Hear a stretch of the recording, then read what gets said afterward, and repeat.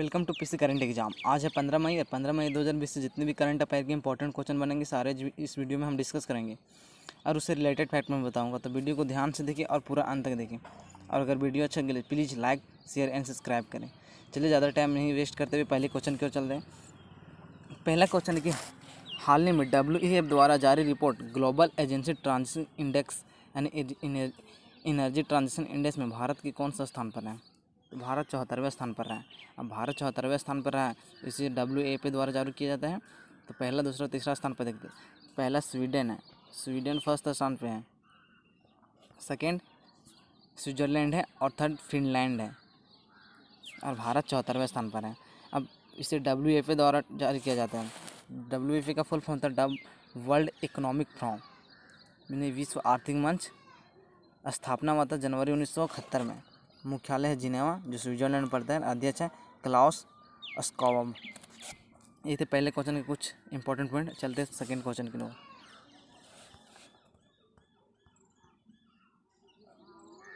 Question number second है कि हाल ही में भारतीय रेलवे ने यात्रियों को ट्रेन में यात्रा करने के लिए कौन से ऐप रखना अनिवार्य कर दिया है? तो आरोग्य सेतु ऐप जो केंद्र सरकार के द्वारा लॉन्च किया गया था, ये रखना अनिवार्य कर दिया है। अब इंडियन रेलवे की स्थापना हुआ था 16 अप्रैल 1853 में। मुख्यालय है नई दिल्ली। रेलवे मंत्री है पीयूष गोयल। रेलवे बोर्ड के अध्यक्ष है विनोद कुमार यादव। अब RPES के महानिदेशक है अरुण कुमार। और स्वतंत्र भारत के पहले रेल मंत्री है John Mathai. Question number third की ओर चलते हैं। क्वेश्चन नंबर थर्ड है कि हाल ही में किस देश ने सोशल डिस्टेंसिंग सुनिश्चित करने के लिए आई फील यू ब्रेसलेट विकसित किया है? तो इटली ने आई फील यू ब्रेसलेट विकसित किया है। अब इसे इंपॉर्टेंट पॉइंट देख लेते हैं। इस ब्रेसलेट का कोरोना वायरस के महामारी के कारण लगे लॉकडाउन के दौरान लोगों की सुरक्षा के उपायों के रूप में विकसित किया गया है। यह सोशल डिस्टेंसिंग नियमों को पालन करने की मदद करेगा। इटली यूरोप के महाद्वीप में स्थित है। राजधानी रोम है। करेंसी यूरो है। और प्रधानमंत्री जेसेप कॉन्ट है। राष्ट्रपति है सर्जिया मटरेला। क्वेश्चन नंबर 4 की ओर चलते हैं। क्वेश्चन नंबर 4 है कि हाल ही में किस राज्य के तेलीय रुमाल को GI टैग मिला है? तो ऑप्शन नंबर सी तेलंगाना सरकार को GI टैग मिला है। अब इनसे इंपॉर्टेंट पॉइंट है।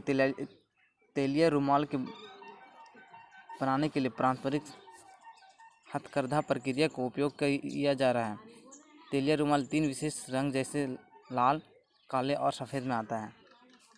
अब तेलंगाना राज्य की बात हुई तो इससे इंपॉर्टेंट पॉइंट देख लेते हैं। तेलंगाना राज्य की राजधानी हैदराबाद। मुख्यालय है के चंद्रशेखर राव। मुख्यमंत्री गवर्नर है तमिसलाई सुंदरराजन। स्थापना हुआ था 2 जून 2014 में। तेलंगाना के उच्च न्यायालय के मुख्य न्यायाधीश हैं राघवेंद्र सिंह चौहान। तेलंगाना के 4 पड़ोसी राज्य महाराष्ट्र, छत्तीसगढ़, कर्नाटक और आंध्र प्रदेश। तेलंगाना के लोकसभा में 70 सीटें हैं, राज्यसभा में 7 और विधानसभा में 19 सीटें 119 सीटें हैं। तेलंगाना की प्रमुख झीलें हैं हुसैन सागर और नागार्जुन सागर। तो क्वेश्चन नंबर 5 की ओर चलते हैं। क्वेश्चन नंबर 5 है कि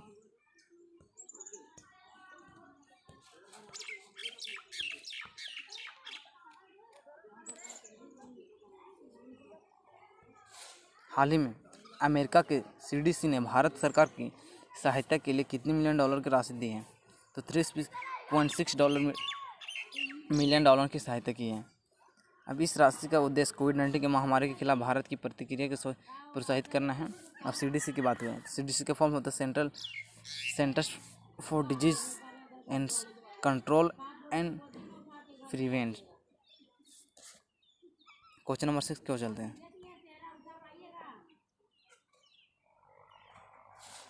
क्वेश्चन नंबर 6 में हाल ही में किसने कोविड-19 से लड़ने के लिए यूनाइटेड वी फाइट से सॉन्ग लॉन्च की है? तो अभी ICCR ने लॉन्च की है। इस गाने के उद्देश्य लोगों को कोविड-19 के खिलाफ एकजुटता होकर लड़ने के लिए आशा किए जाते हैं। अब ICCR की बात हुई है इसकी फॉर्म होता है Indian council for cultural relation, यानी भारतीय सांस्कृतिक संबंध परिषद। स्थापना हुआ था 9 अप्रैल 1950 को। मुख्यालय नई दिल्ली। अध्यक्ष है विनय सहस्त्र। क्वेश्चन नंबर 7 की ओर चलते हैं।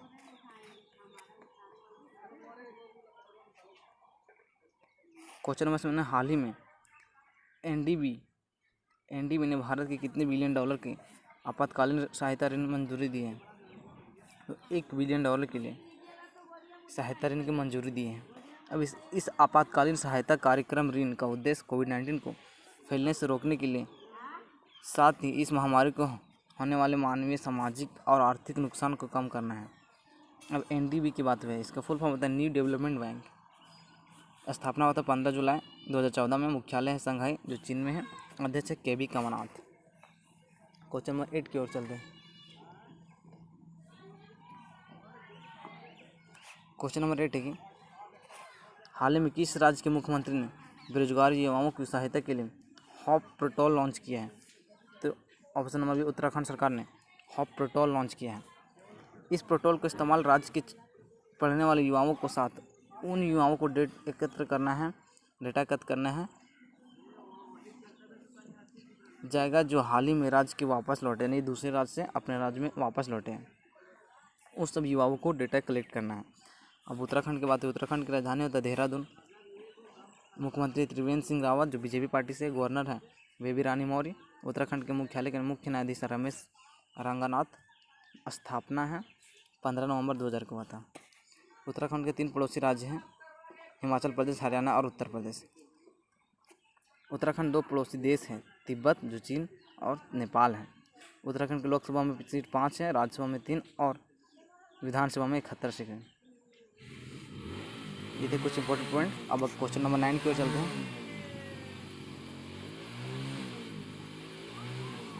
क्वेश्चन नंबर 9 है कि हाल ही में किस राज्य की सोराही खोरवा पेंटिंग को जीआई टैग मिला है?